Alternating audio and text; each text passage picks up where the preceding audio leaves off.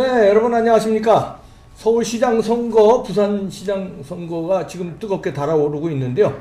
저희 이봉기 TV에서 중요한 후보들 모셔서 말씀을 듣는 시간인데, 오늘은 서울시장 선거에 출사표를 던진 오신환 후보 모셨습니다. 어서 오십시오. 네, 안녕하세요. 네, 우리 또 젊은 정치인으로 네.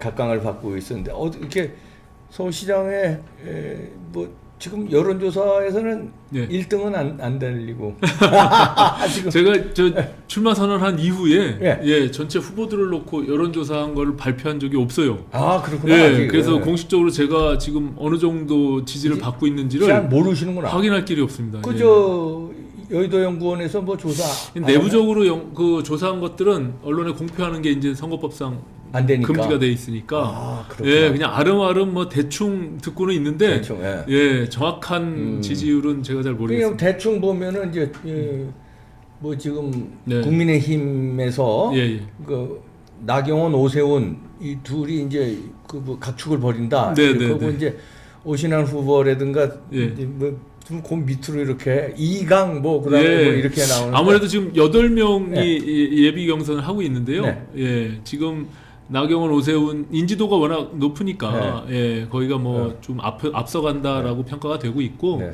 이제 내일 모레부터 3, 4일 날 당원 투표 여론조사를 통해서 4명으로 압축하거든요. 5일 날 중요하네 이제. 예, 4명. 4명 안에 일단 들어가면 그 다음부터 이제 또 모르지 또. 예, 파란을 일으켜야죠. 예. 네, 그 노무현 당시 그 후보도 예. 처음에 그게 1, 2강이 아니었어요. 그러다가 그럼요, 예. 나중에 이제 그 4명 안에 들어간 다음에 나중에 이제 말. 네. 그런 이제 기적의 드라마를 쓰려고 지금 열심히 뛰고 있습니다. 예. 그러시군요. 자, 그런데 당 이제 그의 서울시장에 대한 그 뭐라 그럴까 그 뭐가 전략이라고 그럴까 네네. 이런 게 조금 갈팡질팡하는 것 같아요. 일단은 저는 이 경선의 과정도 그러니까. 예, 뭐 무조건 단일화만 되면 이길 수 있다라고 생각하는 굉장히 위험하거든요. 네. 그래서 저는 이 경선 과정도 시민들의 관심을 좀 촉발시킬 수 있도록 네. 뭐 처음에 무슨 서바이벌 경선 이런 얘기 했잖아요. 미스터 트롯처럼. 네. 근데 이제 그게 사실 예비 경선에서 이루어지지 못하고 있고 네. 그러다 보니까 사실은 이 문재인 정권을 이 실정에 대해서 심판하고자 하는 여러 시민들이 또 국민의힘에 이렇게 적극적으로 또 이렇게 바라봐주고 있지 못하다. 저는 이런 네. 측면이 있어서 좀 아쉬움이 있고요. 이게 만약에 4강이 이렇게 압축되게 되면 네. 그 속에서 좀 더 이렇게 뭐 서바이벌 경선을 한다든지, 네. 예, 그래서 2명으로 또 압축해서 네. 둘이서 또 결승전을 한다든지 이렇게 좀 했으면 좋겠다 이런 이야기를 공간에 제가 전달한 바가 있습니다. 예. 아니 말로는 이제 그 주요 인사들이 미스터 트롯 방식 말로는 그렇게 하는데 사실 미스터 트롯 방식은 진짜 재밌거든요. 맞습니다. 예.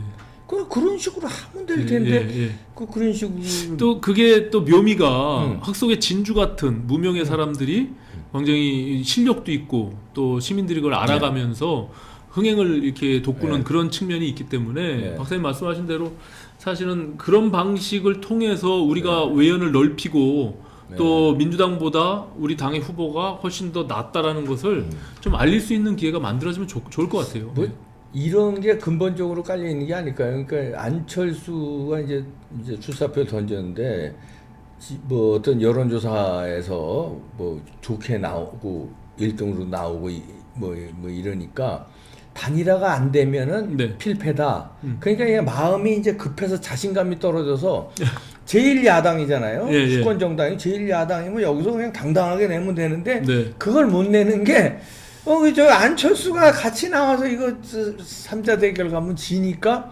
어떻게든지 이거 좀 자신감 없는 행보로 네. 보이는 거 아닌가. 일단 뭐 김종인 위원장은 뭐 3자 대결까지도 염두에 두고 지금 후보를 뽑는 과정을 만들어가는 것 같고요. 또 일부 이제 오늘 뭐 당내 중진들과 안철수 대표가 뭐 미팅을 회동을 가졌다고 그래요. 근데 뭐 단일화에 대해서 또 불가피하게 필요하다라고 생각하시는 분들이 있기 때문에 여전히 그것이 변수로 작용하는 그런 측면이 있어요. 근데 네. 저는 지금 말씀하신 대로 우리 당의 좋은 후보를 뽑는 것에 더 오히려 집중하고 그 속에서 시민들이 우리 당의 후보가 정말 경쟁력이 있구나 이런 것들을 알리는 데 집중하는 것이 먼저 선행돼야 된다. 그러니 무조건 단일화에 대한 것만 목매다 보면 결국엔 단일화가 늘 이게 성사되기도 어려울 뿐만 아니라 공학적으로 접근하기 때문에 시민들은 늘 피로감에. 그리고 안철수는 또 자기 방식대로 하자고 그러니까 그게 아름답게 될 것 같질 않아요. 제가 안 대표랑 뭐 예전에 같이 좀 일정 정도 정치를 같이 했는데 안 대표의 특성이 사실은 뭐 아이디어도 좋고 사람 참 좋은데 늘 이렇게 애매모호한 화법, 이 정치 화법이 주변 사람들 필요하게 만들거든요. 그 같이 해보셨으니까 어떻게 나중에 네. 자기식으로 단일화가 뭐 방법이라든가 하여튼 이게 유리하지 않으면 그렇죠. 포기할 것 같습니까? 아니면은 3자 대결로 끝까지 나갈 것 같습니까? 여기서 사실은 다시 철수하게 되면 이제야말로 이제 정치가 끝나게 되는 그런 상황이 되기 나간다. 때문에 저는 이제 단일화를 어쨌든 지난번 12월 20일 날 출마 선언을 할 때 저는 깜짝 놀란 게 본인이 왜 서울시장이 돼야 되는지 서울시에 대한 비전을 발표한 게 아니라 단일화 야권 단일 후보가 되겠다라고 단일화 선언을 해버렸어요. 그래서 그거는 사실은 좀 정당 정치에 대한 기본적인 철학이 부재하다라는 생각이 있는데 어쨌든 본인은 단일화 선언을 했기 때문에 거기에 많이 구속될 수밖에 없는 측면이 있어서 어떻게든 단일화를 하려고 요번에는 좀 노력을 할 것이다. 아니 하지만 근데 그 노력이 네. 이거 요번에 자기가 철수하면은 정치 생명 끝난다는 거 아니에요? 지금 오신환 후보들. 네, 그렇죠. 그럼 자기가 정치 생명 끝나지 않기 위해서라도 자기는 무조건 나가야 돼. 네. 단일화가 됐든 3자 대결이 됐든. 네네. 그렇다면 자기 이쪽으로 단일화가 안 되면 자기는 무조건 나간다는 거 아니에요? 3자로. 제가 봐서는 3자 대결도 우리가 예상해야 된다 이렇게 생각합니다. 예. 그러니까 안철수를 비율을 맞추느냐 안 맞추느냐에 따라서 이게 자유우파가 이기느냐 지느냐가 될 수도 있는 3자 대결로 나가면은 표가 분산돼서 불리하잖아요. 그래서 저는 이제 국민의힘의 후보가 이제 3월 네. 초에 확정이 되거든요. 그때의 여론조사가 굉장히 중요한 변수가 될 것이다. 그래서 3자 대결이 뭐 그래도 이길 수 있다라는 뭐 여론조사 수치가 나오면 저는 왜냐면 안철수 후보의 지금 여론조사는 한 40~50%가 국민의힘 지지자들이 그걸로 쏠려 있는 거거든요. 네. 그래서 이쪽 경선을 통해서 우리 당의 후보를 뽑는 과정에서 저는 신기루처럼 빠질 수 있기 때문에 그 당시에 여론조사를 통해서 만약에 3자 대결로도 우리가 이길 수 있다고 하면 사실은 단일화가 굉장히 어려울 수도 있고요. 다만 그때도 우리가 단일화는 무조건 해야 된다라는 시민적 여론이 크면 그거는 뭐 양쪽이 거부하기가 어렵겠죠. 근데 경험상으로 보면 지금까지 3자 대결하면은 저쪽은 단일 후보로 똘똘 뭉치고 그러면 그거 좀 어렵지 않겠습니까? 그러면 자세한 수치 안 나와도 그냥 그 정도는 판단해서 지금 그렇게 되면은 야 정말 어려워지는데 그래서 아마 김종인 대표가 이제 그 강공을 피는 것 같아요. 이번에 그 뭡니까 원전 그거 가지고서 저 경천 동지할 일이다 이적행위다. 맞습니다. 그렇게 하고 강하게 나오는 건데 그건 이제 그런 거. 그 안철수하고도 이제 같이 했고 그다음에 바른미래당 출신이시죠? 예전에 그러니까는 그렇죠. 바른미래당에서 나중에 미래통합당 통합할 때 새보수당을 거쳐서 이렇게 왔죠. 그렇게 오셨죠. 네. 그러면은 이제 약간 그 보수 우파 쪽에서는 선명성에서 약간 중도 쪽 아니냐 이런 애매모호한 정치하는 거 아니냐 이런 지적도 있습니다. 네, 저는 이제 보수라는 가치가요. 기본적으로 이전에 그 강경 보수 우리가 지난 4.1 총선에서 어쨌든 서울에서는 41대 8로 참패했거든요. 일정 정도 저는 그 시민의 심판을 받았다라고 생각하고 그런 측면에서는 우리가 49대 51 싸움을 만들어야 되거든요. 그래야 이길 수 있는 거예요. 41대 8이라는 건 어떤 겁니까? 49개 국회의원 선거구 중에 서울에 8명만 당선됐거든요. 근데 이제 그거는 이제 당선 숫자지만요. 그 당선되고 지는 데 대해서 표 차이는 그렇게 전체로 따지면 많이 안 나왔다는 거예요. 표 차이가. 그러니까 예를 들어서 당선은 이제 그렇게 나왔지만 그 예를 들어서 몇천 표 차이로 떨어질 때 그 몇천 표라는 건 사실 큰 차이가 아닌데. 근데 이제 과거에도요. 과거 뭐 제가 승리했을 때도 표는 뭐 서울에서는 1~2% 차이로 승패가 그러니까 예. 가늠되거든요. 그러니까 기본적으로 49대 51 싸움을 만들어야 됩니다. 네. 예, 그거는 우리가 어쨌든 그래서 안철수와의 단일화 문제도 나오는 거거든요. 그렇기 때문에 이 중원을 우리가 확장하고 넓히지 않으면 저는 사실은 어렵다라고 봐요. 그런 의미에서 저는 한 번도 보수 정치인이 아니라고 생각해 본 적이 없습니다. 그래서 보수가 좀 더 외연을 넓히는 쪽으로 가고 전략적으로 어프로치를 해야지 그냥 과거의 강경 보수 방향으로 가게 되면 결국 우리는 계속 화병에 걸려 죽는다. 저는 그런 생각을 하거든요. 이기기 위해서 우리는 전략적으로 좀 선택할 필요가 있다 이렇게 근데 생각합니다. 이제 그러면 이제 중도 확장 네. 이제 말씀하시는 건데 저쪽은요. 네. 반대 저쪽은 대깨문들 확실히 잡고 네. 중도 확장하려는 보수의 손 안 내미는 걸로 지난번 선거 이겼잖아요. 네네. 근데 우리는 왜 집토끼를 등한시하고 예를 들어서 집토끼를 보수 꼴통으로 내지는 극우 세력으로 몰고 자기 집토끼는 등한시하고 중도를 끌어안으려고. 저쪽은 중도고 뭐고 집토끼에 얼마나 지금 조국 사태, 추미애 사태 뭐 난리가 나는데도 네. 끝까지 집토끼잖아요. 그러면 그런 논리도 성립되지 않는 네. 거 아닙니까? 집토끼 부서진다는 건요. 집토끼들이 저쪽은 안 찍어요. 그러나 선거를 포기해버려요. 말아라. 이 사람들이 찍어줘야 되는데 이 사람들 포기하고 중도 잡으려고 폼은 잡는데 중도에서는 그냥 아이고 뭐 그러면 오히려 전략 미스 아니냐 이런 얘기도 나옵니다. 물론 이제 저는 집토끼를 포기하면 안 되죠, 당연히. 네. 이건 집토끼는 당연히 우리 지지층을 공고히 하면서 그러면서 외연을 넓히는 건 당연히 필요하다라는 생각이 있고요. 왜냐하면 그 중도라고 하는 그 사람들이 결국엔 캐스팅 보트 역할을 하기 때문에 과거에 우리 보수가 주류일 때는 지금 저는 이제 주류가 넘어갔다라고 생각하거든요. 보수가 주류일 때는 늘 야당이 그때 민주당 중심으로 야권 연대를 하고 그래 왔잖아요. 근데 지금은 이제 거꾸로 된 상황이기 때문에 그 중도에 있는 사람들이 민주당 쪽의 표를 찍는 것을 반드시 보수 쪽으로 우리를 다시금 신뢰를 확보하기 위해서 그 역할의 노력을 하자는 것이지 집토끼를 놓쳐서는 안 되죠. 그러니까 네. 그 방법의 차이가 네. 이제 그 중도를 뺏어와야 되는데 중도를 흔들려면 우리가 더 낫다는 걸 강조해야지. 보수가 더 낫습니다. 저쪽 진보는 허상입니다. 그러니 우리를 밀어주십시오 하는 게 더 설득력이 있지.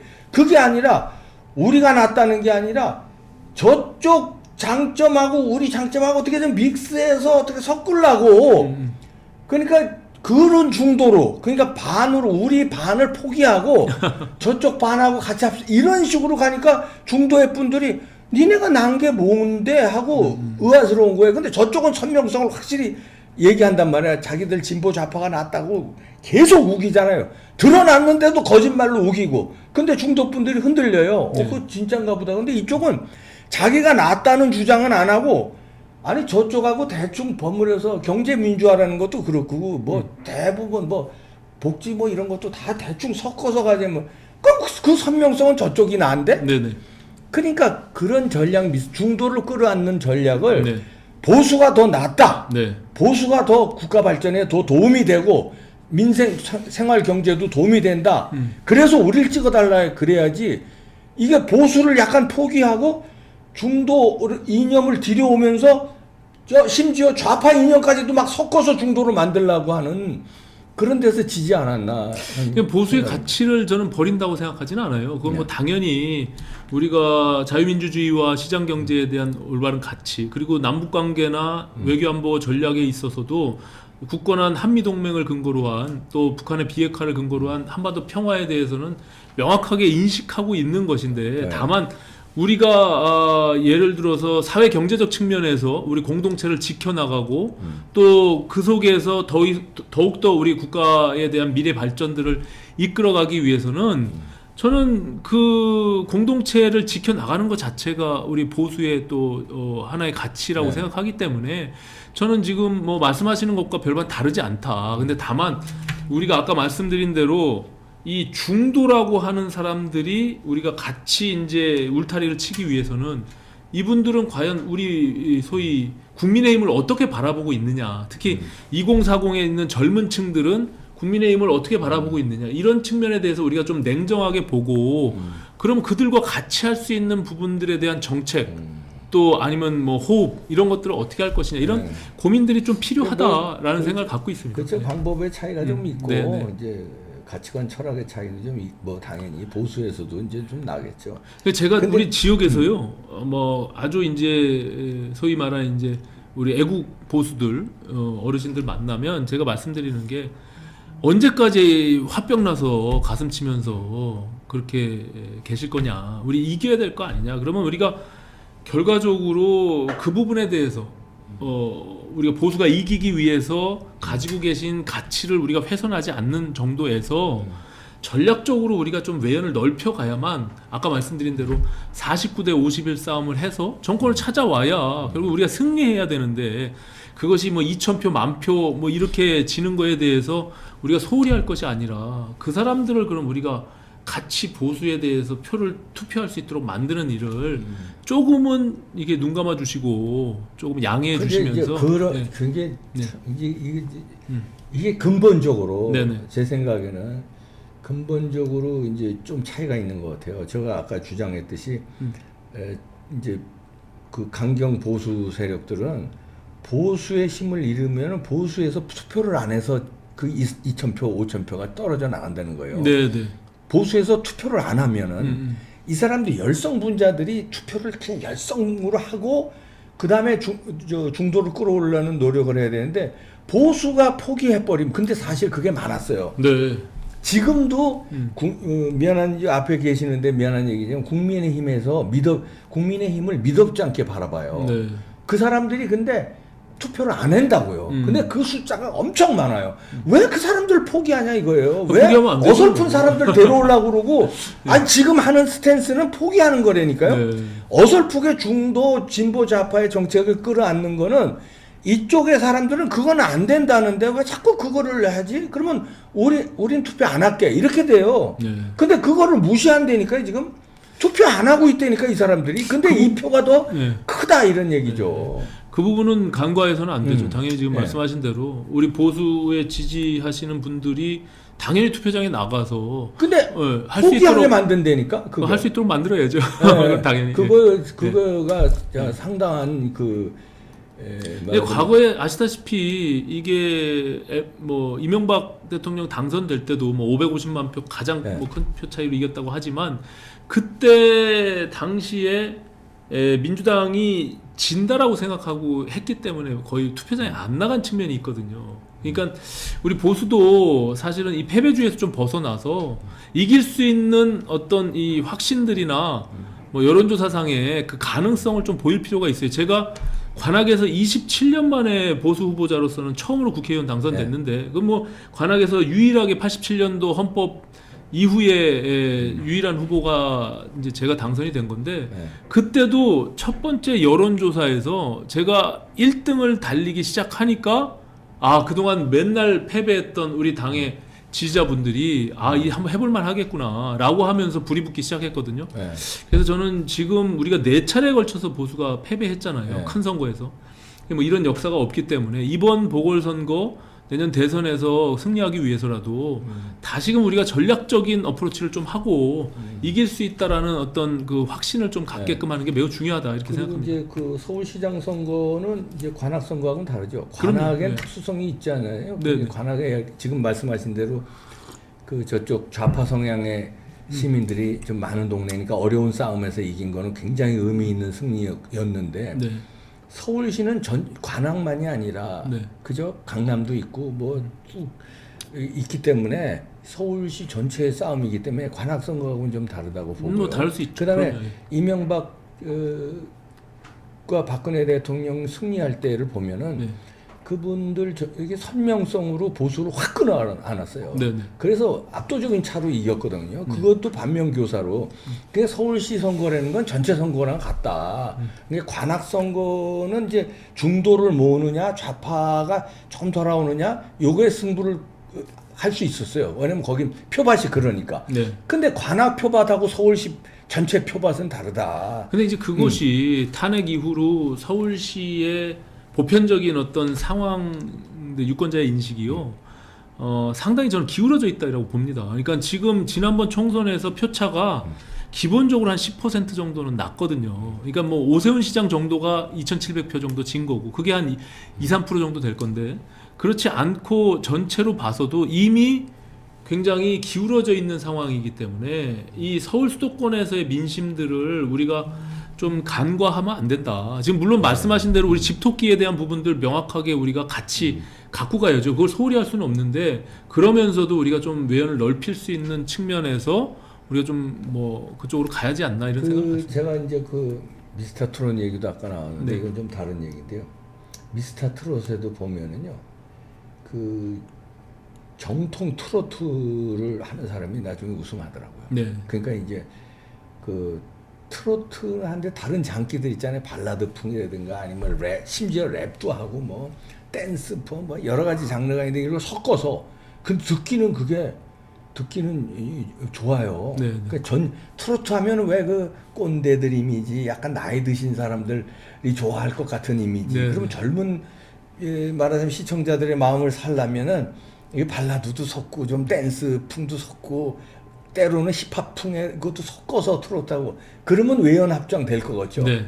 천만에 정통 트로트로 가는 사람이 우승하고 그때 시청률이 더 높더라고요. 근데 그 사람들이 이제 사실은 실력이 있는 거죠. 아니, 지금 그러니까, 말씀하신 대로 기본적으로. 그러니까. 정통 트롯에 대한 자, 실력을. 실력이라 보수우파는 보수우파의 실력을 보여줘야지. 네. 왜 진보 거를 따오려고 거기 거를 아. 따와서 섞어서 어떻게 무슨 하려고 그러느냐. 그러면 안 되죠. 예.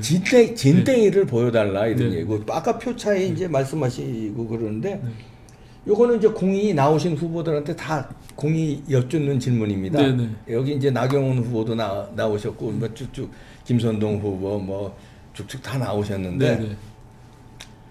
그 부정선거에 대해서 지난번 그 표 차이 얘기했잖아요. 네네. 그 지금 굉장히 그 몇천 표는 사실 부정선거로 흔들기가 쉬워요. 그러니까 서버에 어떤 그런 게 지금 뭐 의혹들이 많이 나오고 있는데 부정선거에 의해서 지난 선거 당했다, 4.15 선거. 그런 생각은 안 해보셨습니까? 저는 뭐 그 부분에 대해서는 깊이 있게 생각해 본 적은 없는데, 다만 대법원이 지금 부정선거 다시 재개표하는 부분들에 대해서 왜 머뭇거리고 있는지 그 부분은 좀 의심스러운 측면이 있어요. 예. 왜냐하면 선거법에 법에 명시돼 있어요. 6개월 안에 그러니까요. 단심으로 예. 대법원에서 결론 내게 돼 있어요. 왜냐하면 선거라는 건 자꾸 선거가 또 있잖아요. 그럼요. 벌써 4.15 총선 끝났는데 이번에 또 보궐선거 하잖아요. 그렇기 때문에 다른 범죄 사건이랑 달라서 다른 건 1심, 2심, 3심 하면서 몇 년을 끌잖아요. 근데 선거는 몇 년 끌다가는 그 다음 선거 못 하니까 6개월 이내에 결판 나라는 게 선거법에 명시돼 있는데 네. 지금 9개월이 넘었습니다. 그렇죠. 왜 뭉개겠습니까? 왜 그러니까 이제 뭉개죠? 그 부분에 대해서 저도 지금 말씀드린 대로 네. 이해하기 좀 어렵다, 그런 네. 측면이 있어요. 그래서 그렇죠. 빨리 재검표를 해서 그걸 명명백백히 밝힐 필요가 있죠. 예. 그거를 안 하고 또 이번에 이 보궐선거가 서울시장 선거가 가게 되면 선거의 명부가 또 덮어진단 말이에요. 네. 그러면 밝힐 수 있는 그 뭐랄까 확률이라고 할까 밝힐 수 있는 게 자꾸 더 어려워지는데 네. 당 차원에서도 이런 걸 부정선거를 이번에 보궐선거 전에 명백히 빨리 끝내야 된다. 그러고선 선거해야 된다. 이런 식으로 좀 강하게 나와주길 바라는데 왜 안 하고 있냐 이런 질문들이 많습니다. 네, 네. 거기에 대해서는 어떻게 당 차원에 당 차원에서 처음에 이제 이미 선거가 아까 말씀하신 9개월 지났는데 네. 그 당에서 어떤 입장들을 명확하게 지금 상황에서 내기는 사실상 쉽지는 않을 것 같고요. 아까 대법원에서 지금 미적되고 있는 부분들에 대해서는 네. 조속히 재검표를 요구하는 뭐 그런 정도의 스탠스는 네. 당연히 필요하다 이렇게 생각합니다. 네. 김종인 리더십은 뭐 이렇게 점수를 주신다면 어느 정도? 김종인 위원장은 어쨌든 뭐 한시적으로 우리 당이 위기에 있을 때 역할을 맡은 거니까 그 과정 속에서 이번 보궐선거 이후 지금까지 네. 당의 새로운 리더십과 또 새로운 메시지들을 만들어내고 네. 그러면서 당이 좀 국민들께 다시금 신뢰를 회복할 수 있도록 만드는 역할을 해야 된다. 저는 그렇게 네. 생각을 합니다. 예. 그 점수로 주신다면 점수까지는